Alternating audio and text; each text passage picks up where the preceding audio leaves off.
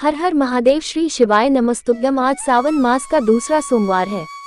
आज दिनांक है 21 जुलाई और आज भगवान शिव की पूजा करने के लिए प्रदोष काल का समय रहेगा शाम 6:24 से 7:54 तक। आज श्रावण मास का दूसरा सोमवार है।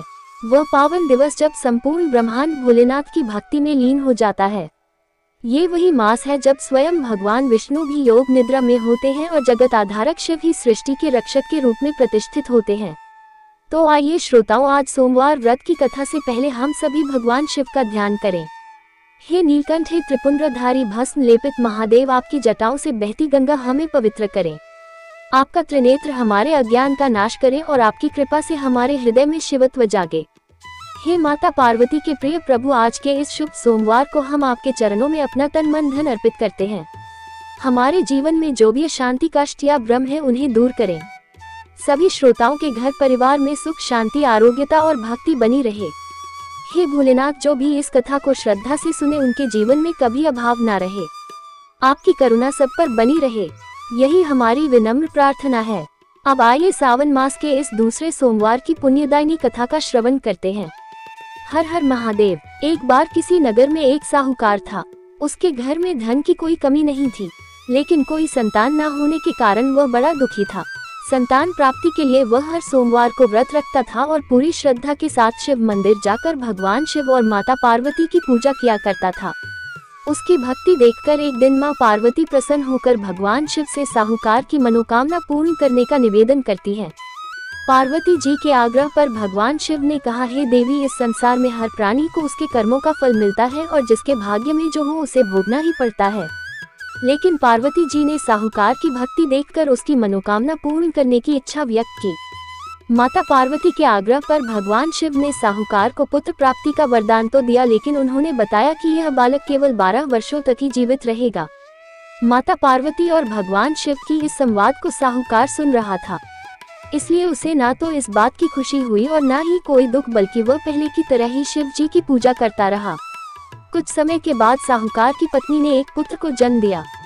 जब वह बालक 11 वर्ष का हुआ तो उसे पढ़ने के लिए काशी भेज दिया गया।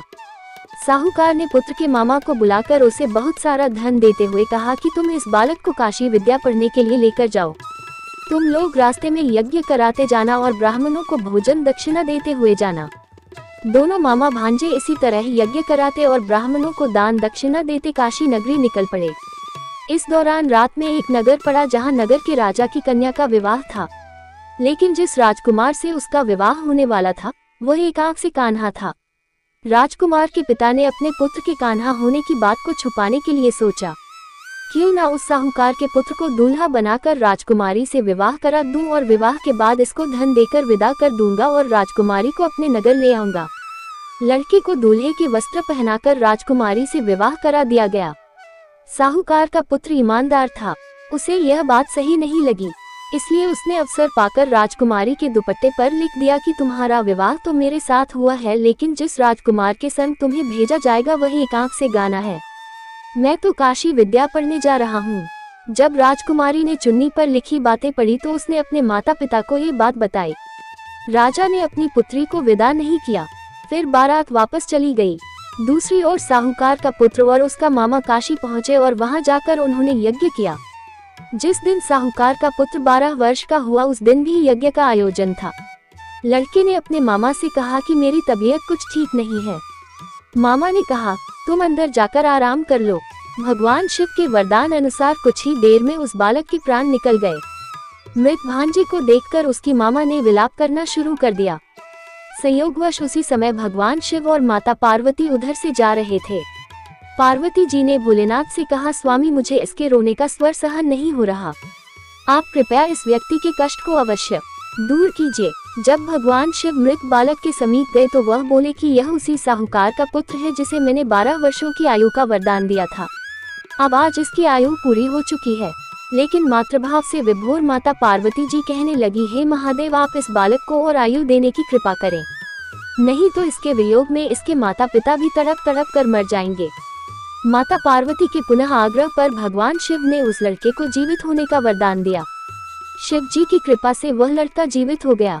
शिक्षा पूरी करके लड़का मामा के साथ अपने नगर की ओर वापस चल पड़ा। दोनों चलते हुए उसी नगर में पहुंचे जहां उसका विवाह हुआ था। उस नगर में भी उन्होंने यज्ञ का आयोजन किया।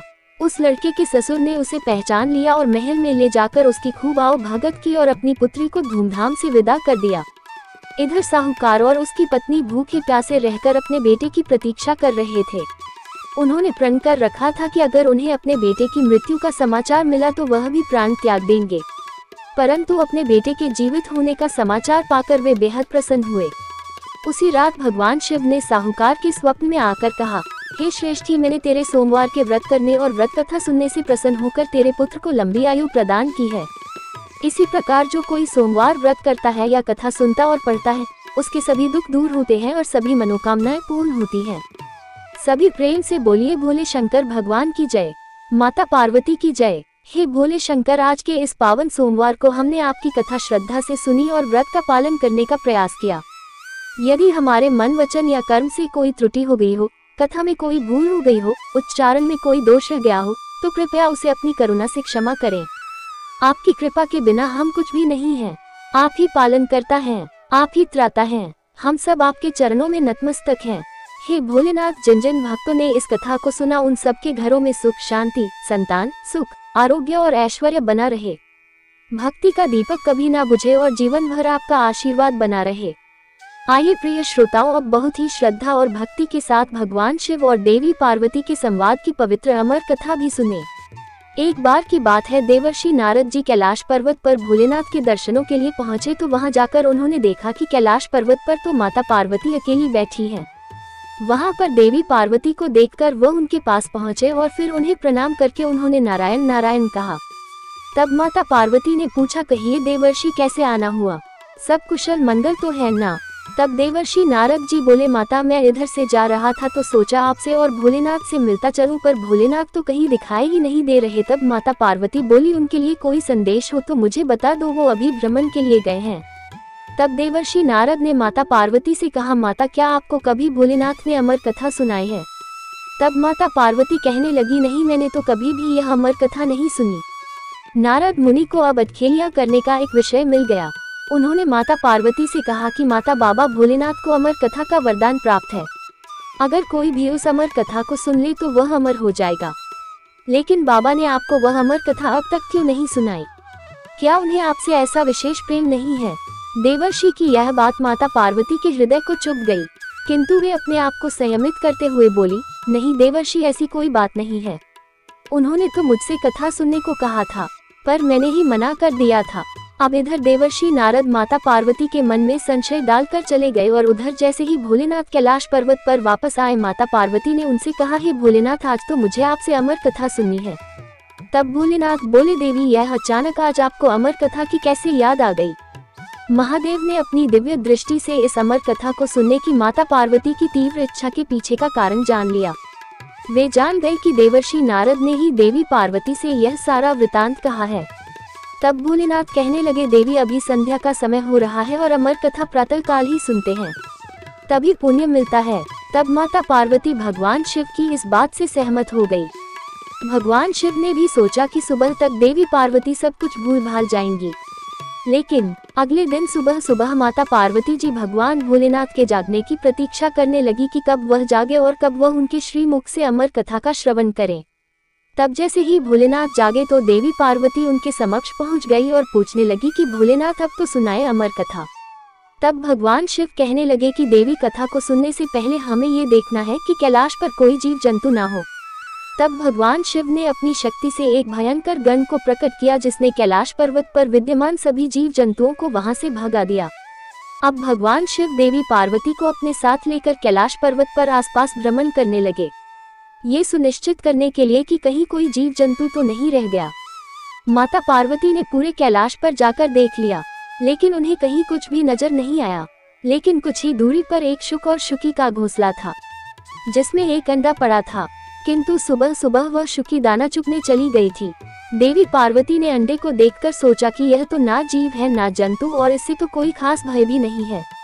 तब देवी पार्वती भगवान शिव के पास जाकर बोली, हे भोलेनाथ, मैंने दूर दूर तक देख लिया है, कहीं भी कोई जीव जंतु नहीं है। भगवान भोलेनाथ बोले, देवी, अब ध्यान से सुनो। जब मैं कथा सुनाऊं तो तुम बीच बीच में रुककर हुकारा भरती रहना, क्योंकि जब मैं कथा सुनाऊंगा तब मेरी आंखें बंद रहेंगी। माता पार्वती बोली, ठीक है प्रभु। अब भोलेनाथ ने अमर कथा सुनाना प्रारंभ किया। देवी पार्वती बीच बीच में हुंकार भरने लगी और भगवान शिव देवी पार्वती को नेत्र बंद किए हुए अमर कथा सुनाते रहे।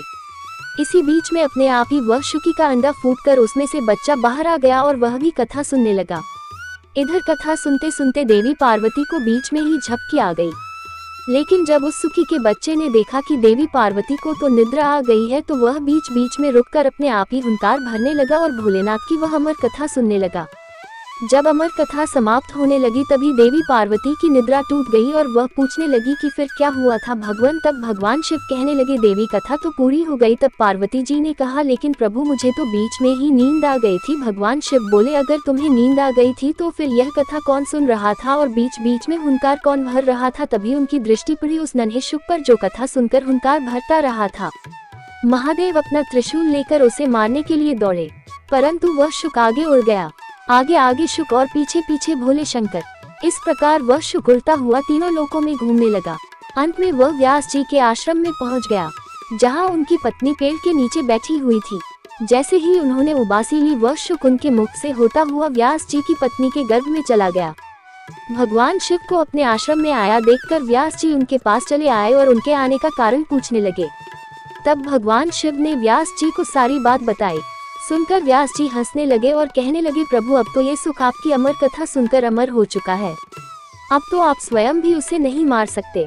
अगर आपने उसे मारा तो आपकी अमर कथा झूठी हो सकती है। अब भगवान शिव वापस कैलाश पर्वत पर लौट आए और फिर वही शुक व्यास जी के अयोनिज पुत्र बने। माता के गर्भ में उन्होंने वेद, पुराणों और उपनिषदों का ज्ञान प्राप्त किया। वह माता के गर्भ में 12 वर्षों तक रहे। तब व्यास जी ने दिव्य दृष्टि से उनसे पूछा कि पुत्र तुम बाहर क्यों नहीं आ रहे हो। तब वे कहने लगे कि माया के प्रभाव में मैं कहीं पर ना जाऊं, इसलिए मैं बाहर नहीं आना चाहता।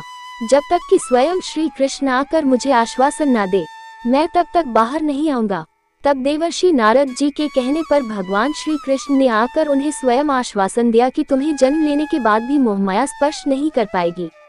तब सुखदेव जी माता के गर्भ से बाहर आए और उन्होंने पिता से भागवत का पूरा ज्ञान प्राप्त किया। तो ये थी भगवान शिव की अमर कथा जो उन्होंने देवी पार्वती को सुनाई थी, जिसे एक शुक ने आत्मसात किया और वह अमर हो गया। बाद में यही शुक सुखदेव जी के नाम से प्रसिद्ध हुए, जिन्होंने समय समय पर शकादि 88,000 ऋषियों को भागवत कथा सहित अन्य कथाओं का श्रवण कराया और उन्हें मोक्ष प्राप्ति का उपदेश दिया। सभी प्रेम से बोलिए पार्वती पते हर हर महादेव। जय गणेश गिरजा सुवन मंगल मूल सुजान कहत अयोध्या दास तुम देहु अभय।